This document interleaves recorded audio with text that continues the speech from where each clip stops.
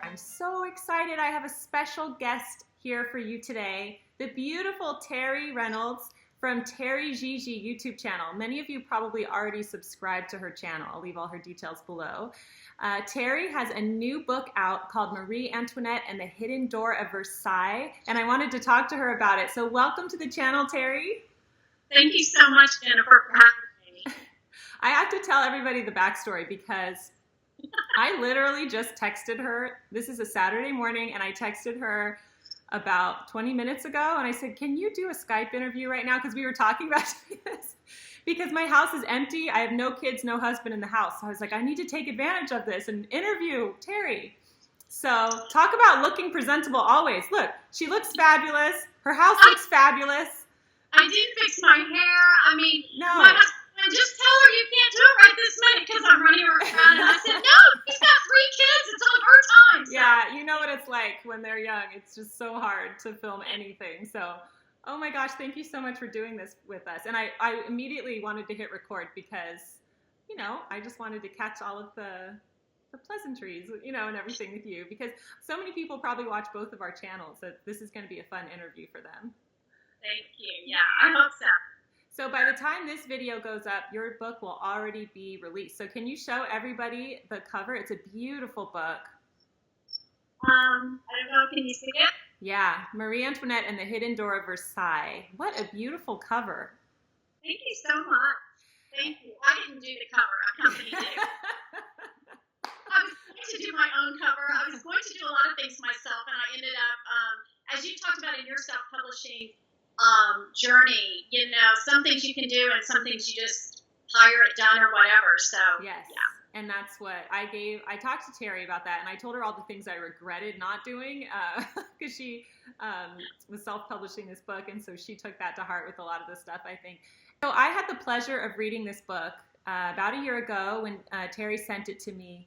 And it is so good. It's really fresh and unexpected. And when you sent it to me, you didn't tell me anything about it. So I didn't know I don't even think I knew it was about Marie Antoinette. I just didn't know. And I started reading it, and it was so intriguing, and it was such a fun read. And I read it really quickly. It was just a great, great read. And so I'm just so happy for you that you have, you know, worked so hard to put it together and to self-publish it, which is what I really encouraged you to do, you know, because self-publishing is awesome. And that's how I did my book, my first one. So, yeah, can you tell us about the writing process and everything? Well, I had been to Paris many years ago for the first time, and it absolutely changed my life and my husband's life at the same time. And when I got home, I was so upset that I was home. You know, I wanted to be back over there. And so I did all these crazy things to try to bring Paris to me. And one of my friends told me to start a blog.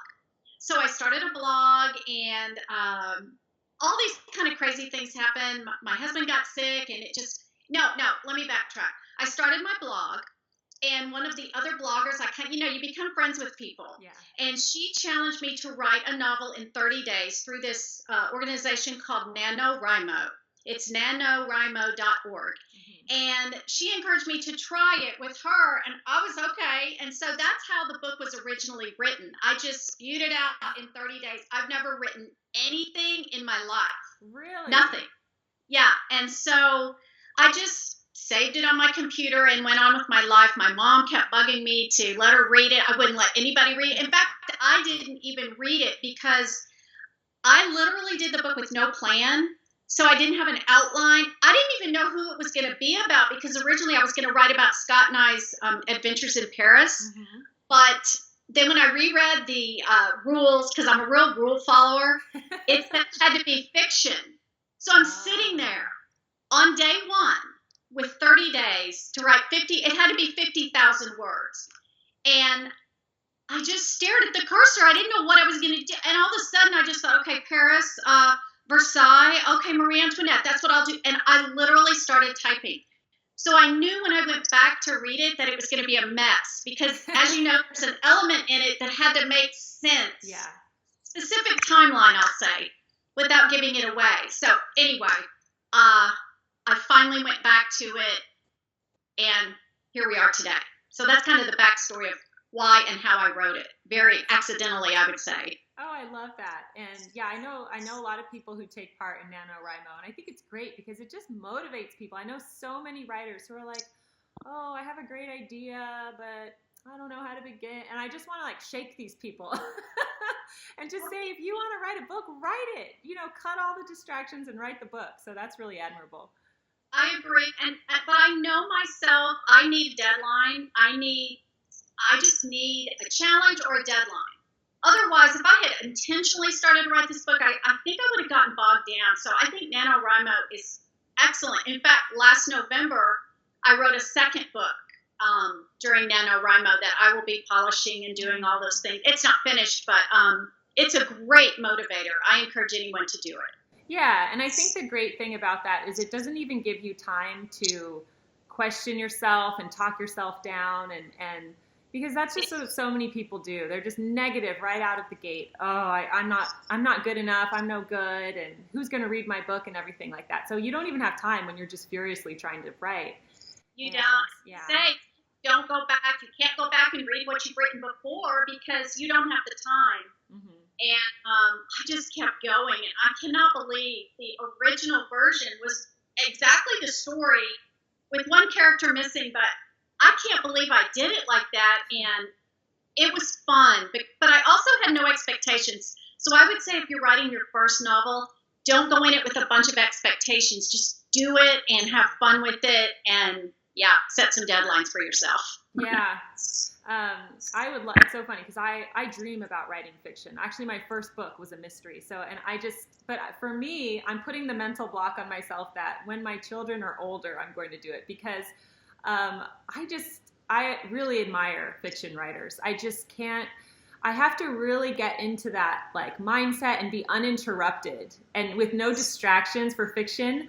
And I'm just always interrupted. So I write nonfiction and I'm able to just pick it up because it's my life and what I know. So I'm able to easily pick it up. So I wanted to read I don't want to give anything away about your book, but I wanted to read quickly the description for people who are wondering what it's about because they're thinking, well, how is this fiction if it's about Marie Antoinette, right?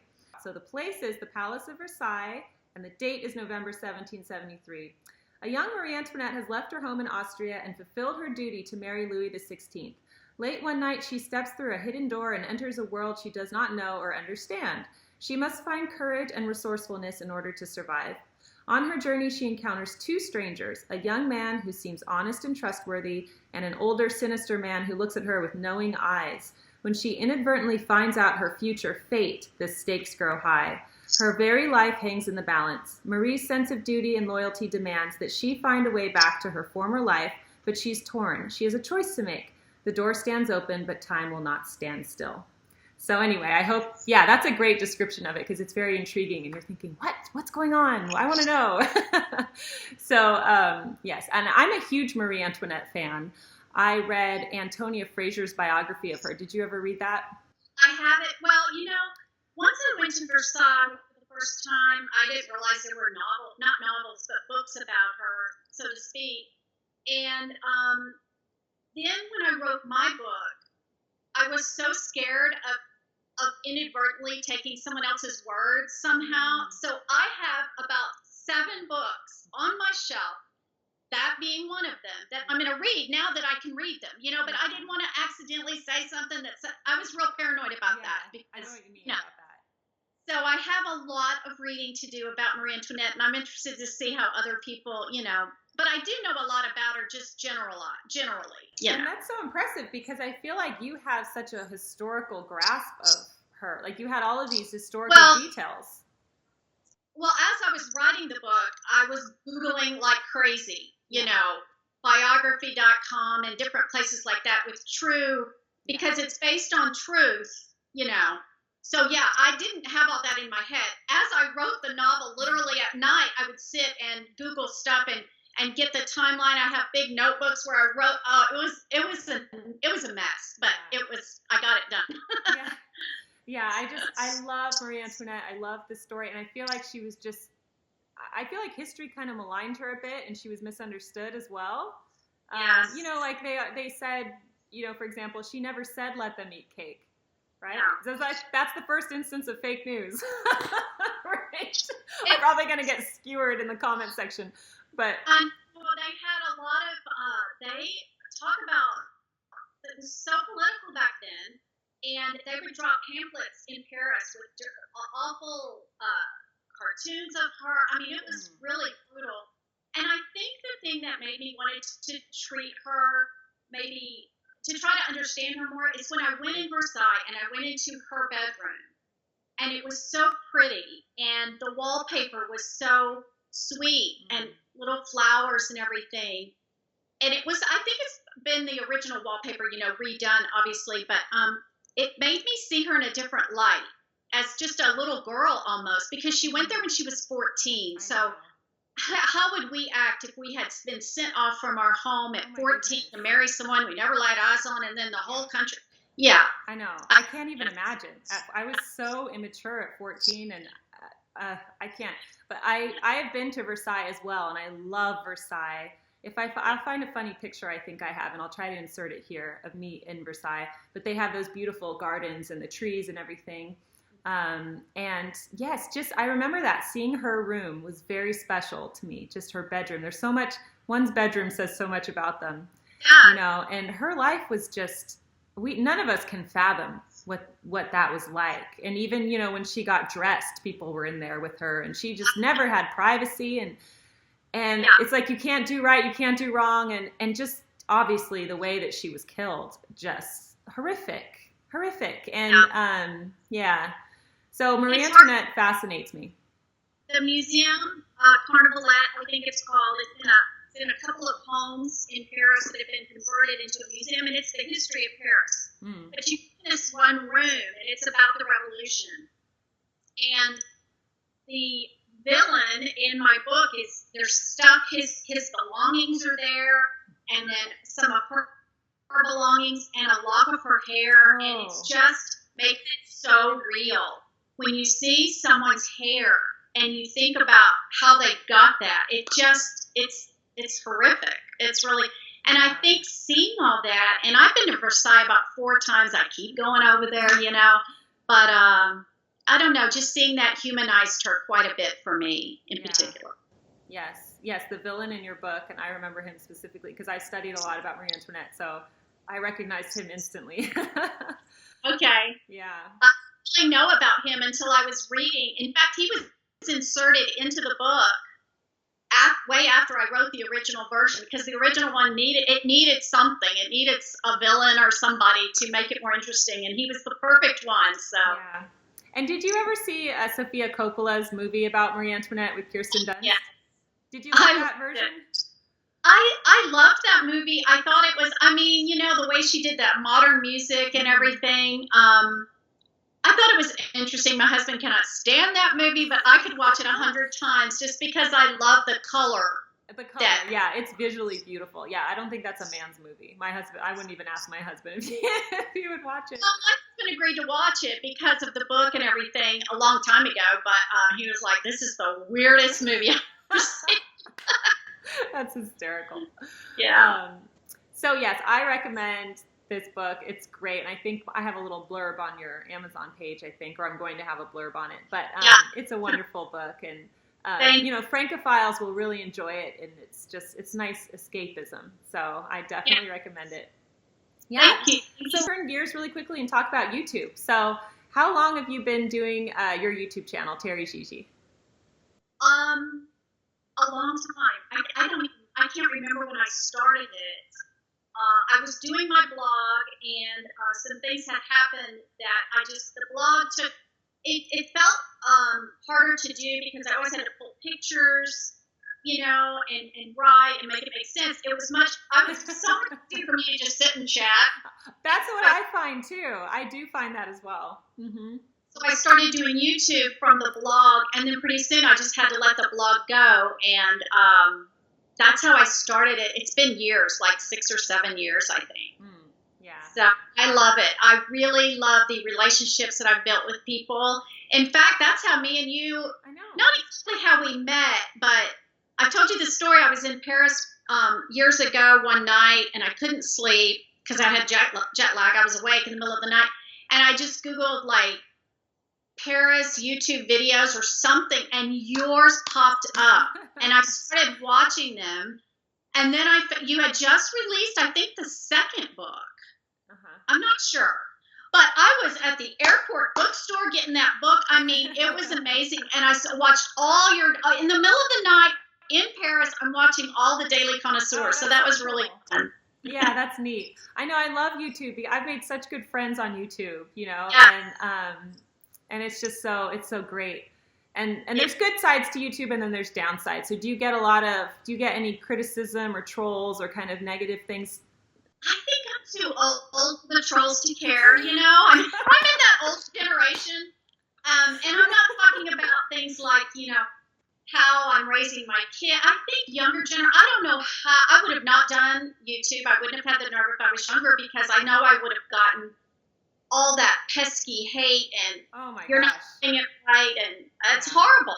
Yeah. It is. And I'm really protective because, you know, I'll just mention something to do with parenting or what we do with and I always, in most people, like 95% of people are so positive and lovely and great. And then there's always those people that, it's unbelievable. Like, they just say the rudest things, and I'm like, why? I just don't understand that. So, yes. That's why I keep my kids off of YouTube, because I can't handle, if someone said something about my kids, I just would lose it. You know, my poise would go out the window probably. I know. And one of my daughters thought about doing YouTube, and I was like, I'm really encouraging her not to do it, because she wears her heart on her sleeve, and she's super honest. And I just think, I don't know. But I love YouTube because I feel like it's a place where real people, you know, that aren't selling products usually. You know what I mean? I don't have anything against that, but I just feel like I'm getting more of an honest opinion about everything in life from real people, and I just love that. I love it too. I mean, I stopped watching TV kind of not that long ago, but a long time ago, a bit. But I've stopped watching TV basically, and I only really watch YouTube videos. I only have time to do that. So while I'm folding my laundry or cleaning my kitchen, and I love your videos because they're so chatty, and I don't know, you just feel like you're talking with a friend. It's really great. Well, thanks. I love yours too. I love how you broach subjects that I wouldn't have the nerve to broach, and I love that about your channel. I mean, it's a normal subject. Looking presentable every day should be normal, but people go crazy, you know. Crazy.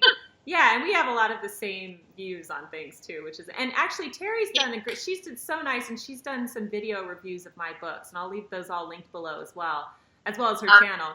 But I loved your review of Polish Your Poise with Madame Chic. And I just loved, you were so blatantly honest in that review, and I loved it. And sometimes I was like, uh-oh, people are going to get mad, you know, because when you talk about etiquette and the way society has come, you know, like how rude people can be and how just disrespectful people can be, even if you just talk about that, people get mad at you. And you are just, you know, I just remember watching your review and thinking, oh, she's being very honest here, and that's good. You probably don't remember. I gotta go watch it because I don't remember what I said.